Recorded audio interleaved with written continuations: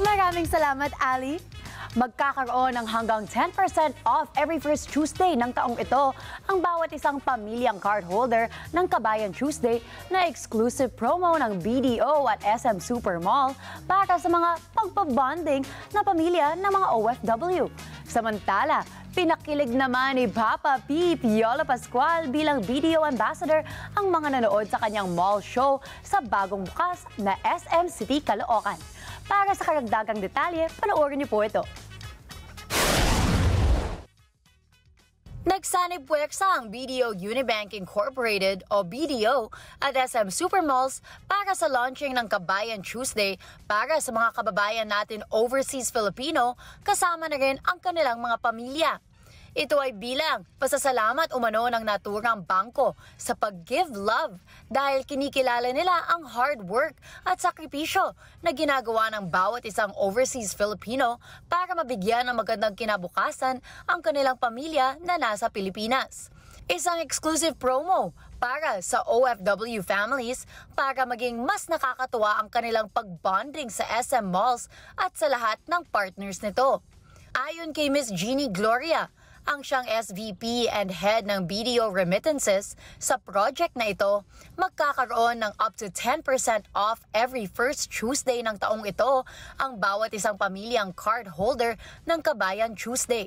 Basically, every first Tuesday of the month, you go to any SM in the Philippines, show your Kabayan account card. It's the yellow card. It's a debit card, MasterCard. You can use it here, you can use it abroad. Pag nag-open ka ng account sa BDO, bibigyan ka ng passbook tsaka ng yellow card, yung Kabayan account.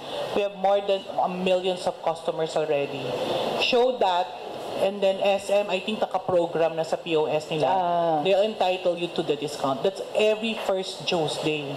Samantala, nagtanghal naman sa isang mall show na isinagawa sa bagong bukas na SM City, Caloocan ang aktor, singer at BDO ambassador na si Piolo Pascual kahapon, ika-4 ng Hunyo. Saludo umano ang aktor sa lahat ng mga manggagawang Pilipino abroad na patuloy ang pagsusumikap upang mabigyan ng maginhawang buhay ang kanilang pamilya sa bansa.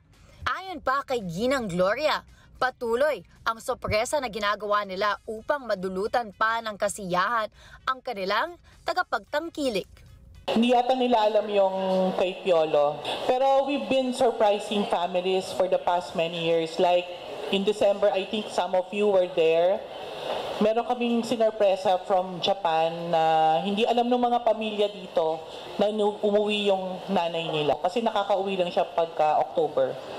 So sa Fairview naman yon. Marami kaming mga sinosurprise na mga valued clients namin.